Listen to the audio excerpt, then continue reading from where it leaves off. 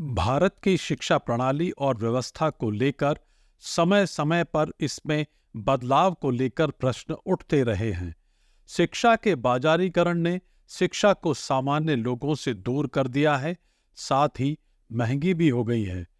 देश में बहुत से ऐसे लोग और संस्थाएं हैं जो शिक्षा की गुणवत्ता में सुधार हो, समयानुकूल हो, इसके प्रयास कर रहे हैं।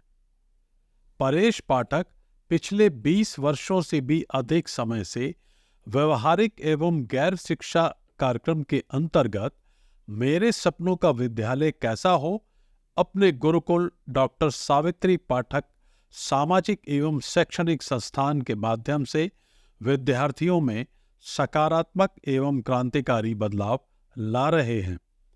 परेश पाठक क्या संदेश दे रहे हैं, जरा ध्यान दें। शिक्षा और व्यवस्था को आप किस दृष्टि से देखते हैं भारत के ऐतिहासिक संदर्भ में? देखिए, ऐसा है, जब शिक्षा का आरंभ हुआ था उस समय शिक्षा की आवश्यकता अलग कारणों से थी। उस समय बहुत से सामाजिक मूल्य, नैतिक मूल्य अलग हुआ करते थे। अलग अलग युगों में शिक्षा ने अलग अलग कार्य किया, उसका उद्देश्य अलग था। आज जब समय बदला तो आज शिक्षा का उद्देश्य बदल गया।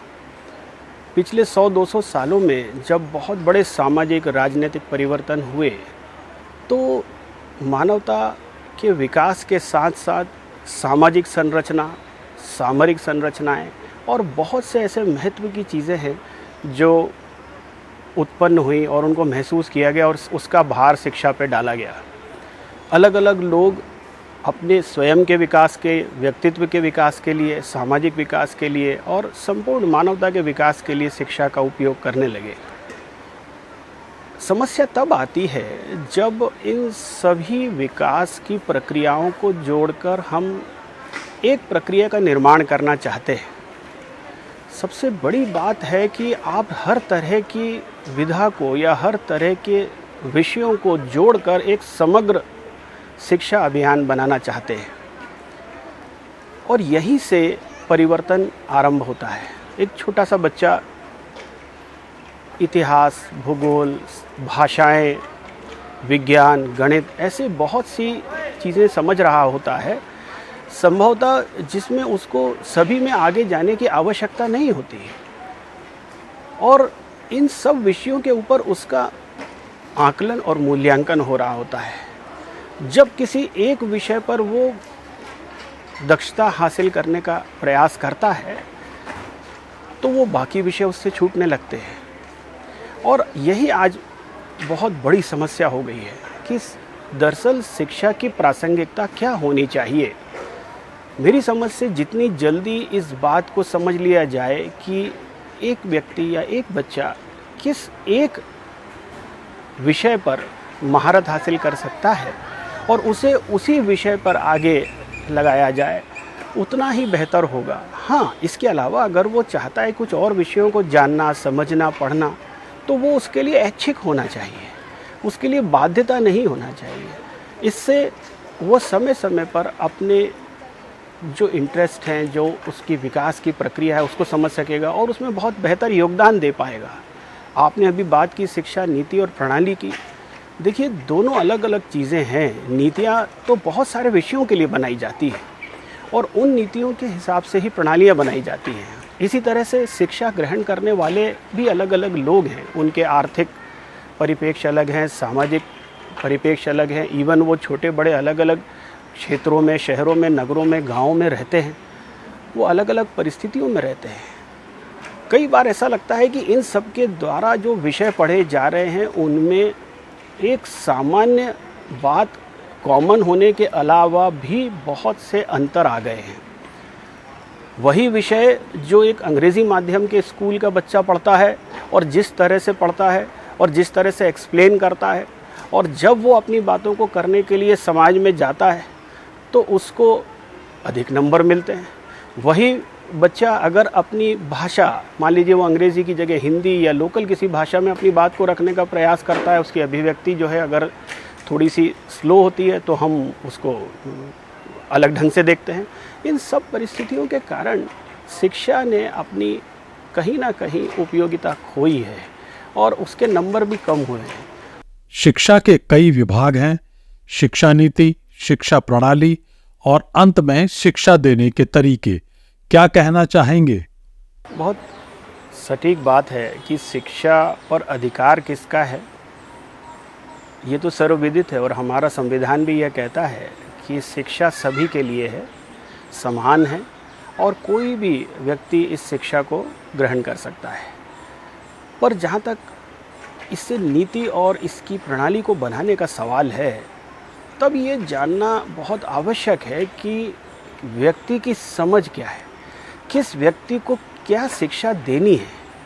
दरअसल जब हम समग्र शिक्षा किसी एक व्यक्ति को दे देते हैं तो बहुत सी चीज़ें उसकी समझ में नहीं आती और वो उससे अपना तारतम्य नहीं बिठा पाता।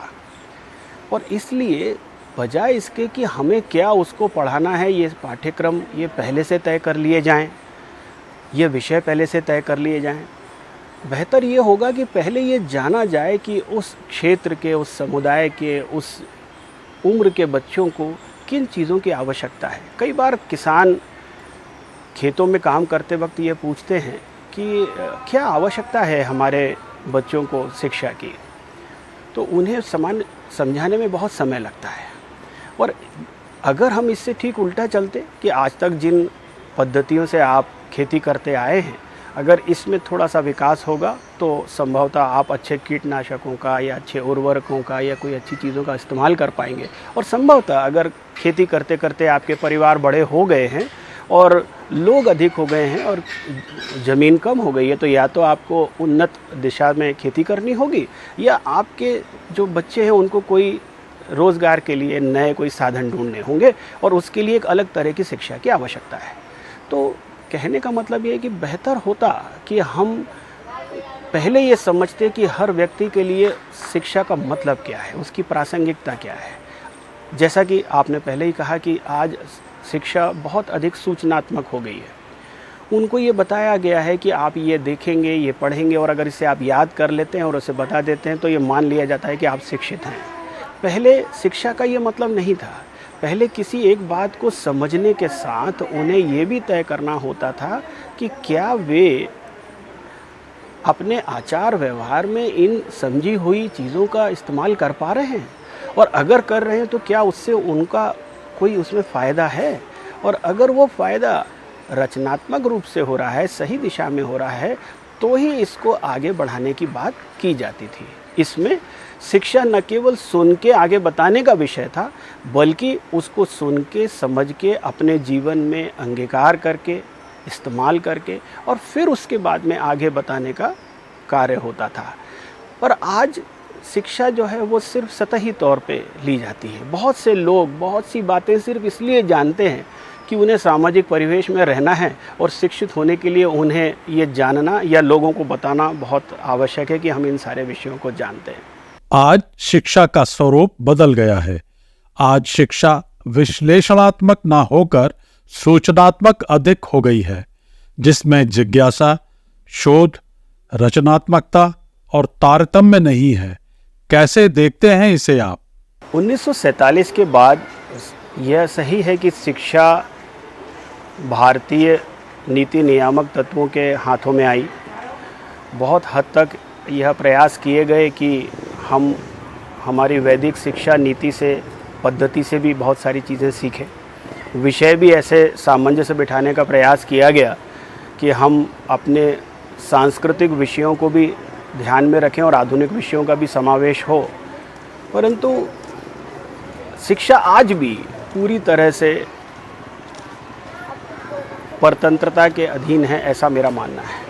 आज भी शिक्षा पद्धति एक तरफा, एक बहाव के रूप में कार्य करती है और एक निश्चित समय तक छात्रों को यह आज़ादी नहीं है कि वे अपनी बातों को खुलकर रख सकें।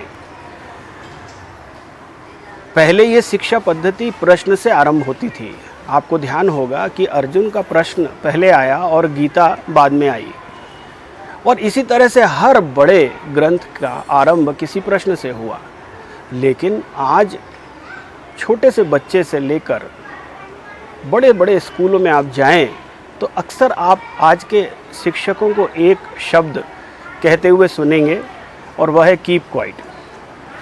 और अगर बच्चा शांत ही रहा और अपने प्रश्न का उत्तर नहीं दे पाया तो शिक्षा आगे बढ़ेगी कैसे? आप अगर इसका प्रश्न समाज में खोजने जाएं तो आपको आंकड़ों में पता चलेगा कि जो बच्चे अपना प्रश्न नहीं पूछ पाए वह अपनी जिज्ञासा लेकर शिक्षा से विमुख हो गए। जो बच्चे अपना प्रश्न नहीं पूछ पाए उन्होंने आपकी बातों को सुना, ज़रूरत पड़ने पर रट के आपका जवाब भी दे दिया, लेकिन उस शिक्षा से कुछ पा नहीं पाए।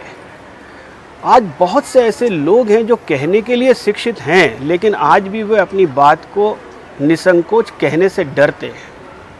आज भी हमारे समाज में एक बहुत बड़ा तबका ऐसा है जो प्रश्न करने से डरता है। वह अपने जनप्रतिनिधियों से प्रश्न करने से डरता है, वह किसी सरकारी अधिकारी से प्रश्न करने से डरता है, वह किसी पत्रकार के द्वारा प्रश्न किए जाने पर डरने लगता है। और कई बार तो वह अपने अधिकारों और कर्तव्यों के लिए बात करते समय भी वह डरता है कि कहीं ऐसा ना हो कोई ऐसी बात उसके मुंह से निकल जाए कि उसको बाद में उसकी मूल्य चुकाना पड़े।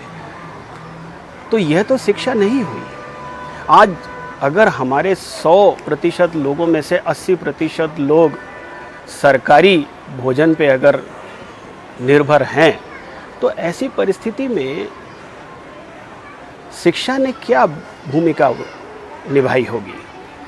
आज अगर वह नैतिक मूल्यों के लिए और सामान्य सामाजिक जीवन के लिए वह संघर्ष कर रहा है तो ऐसे समय में उसने शिक्षा से क्या पाया होगा? आज वह अगर गलत को गलत नहीं कह पा रहा है तो इसका मतलब आधुनिक शिक्षा कहीं ना कहीं अपना पूरा कर्तव्य नहीं निभा पाई है।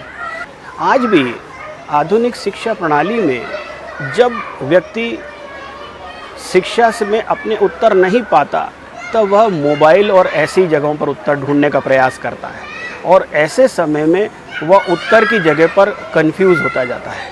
और आज इसी कन्फ्यूजन के कारण शिक्षा और अधिक दिशाहीन होती जा रही है।